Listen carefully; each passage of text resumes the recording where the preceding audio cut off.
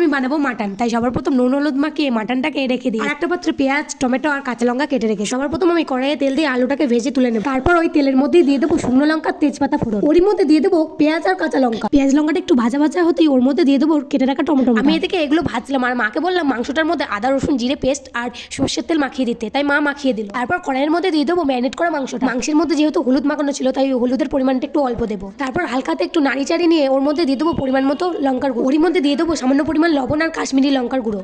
তারপরে দিয়ে দেবো ভেজে রাখা আলুটা।